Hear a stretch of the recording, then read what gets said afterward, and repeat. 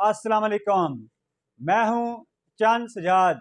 आप देख रहे हैं चंद प्रॉपर्टी नेटवर्क। सर्दी का मौसम था तो चूँकि ऑफिस में हम बैठे हुए थे, बहुत सारे लोग कुछ प्रॉपर्टी के मसाइल, जायदाद के मसाइल पे डिस्कस हो रही थी। तो मुख्तलफ़ मौज़ूआत पे हम डीलर भाई मुख्तलिफ बातें कर रहे थे। तो किसी ने जायदाद के सिलसिले में जो ख़ानदान में लड़ाई झगड़े होते हैं उस मौजू पे गुफ्तगू की।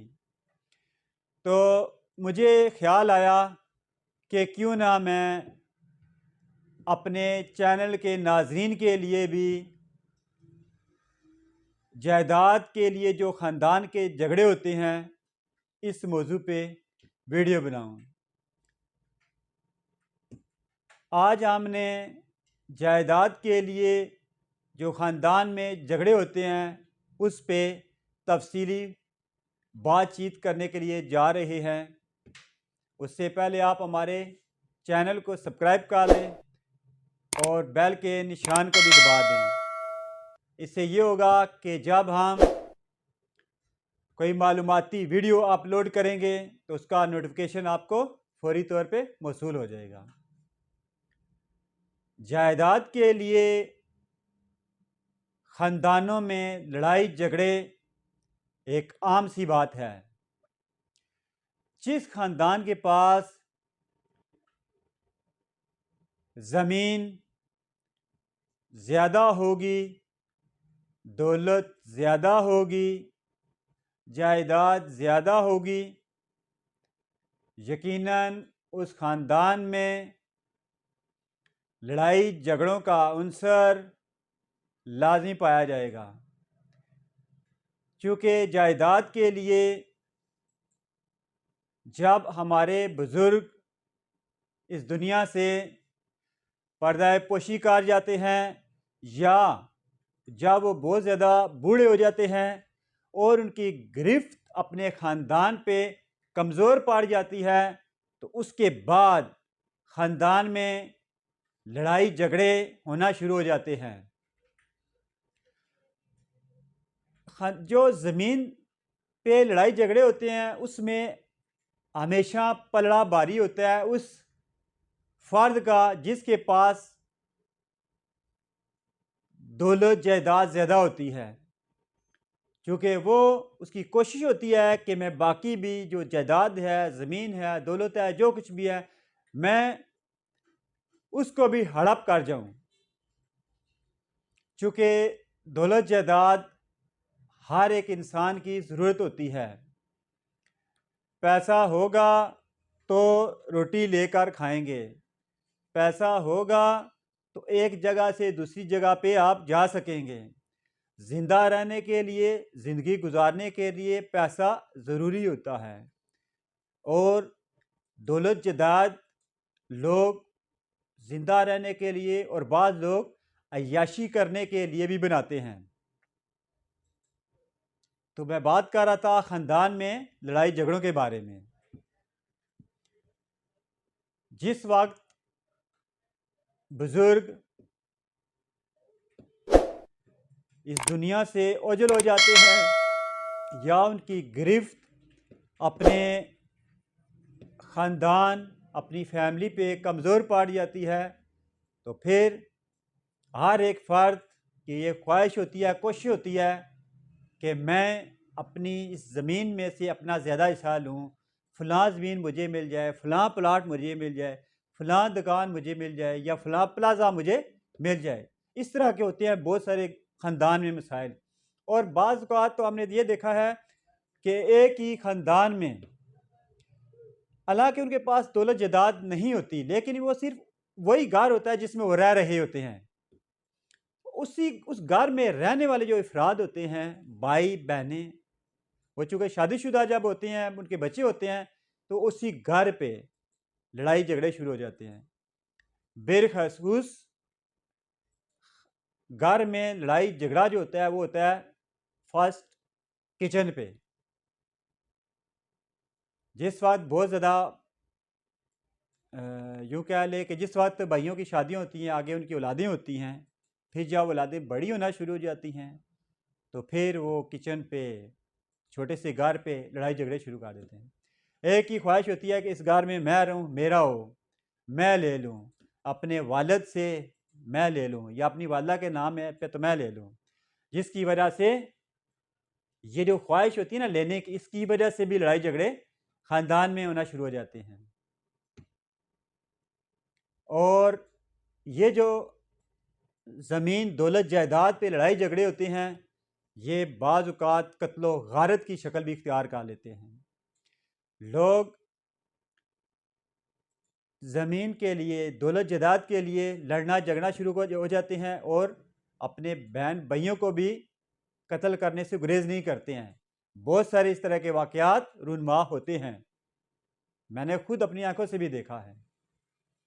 मैं आपको क्या बताऊँ, आपको चूँकि मेरा ये फ़र्ज़ बनता है कि मैं आपको प्रॉपर्टी के बारे में मालूमात बताऊँ, क्योंकि हमने चंद प्रॉपर्टी नेटवर्क बनाया हुआ है। इसलिए प्रॉपर्टी के बारे में, जायदाद के बारे में मालूमात फ़राहम करना मेरा फ़र्ज़ है। हमारे अपने घर में भी यही सूरत-ए-हाल थी।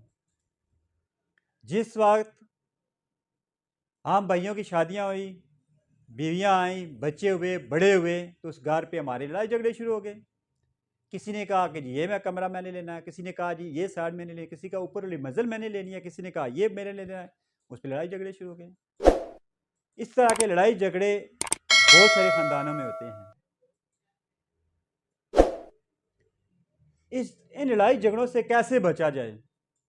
क्या कोई ऐसे तरीके हैं जिनसे इन लड़ाई झगड़ों से बचा जाए? मेरे ख्याल से इन लड़ाई झगड़ों से बचना एक मुश्किल काम है।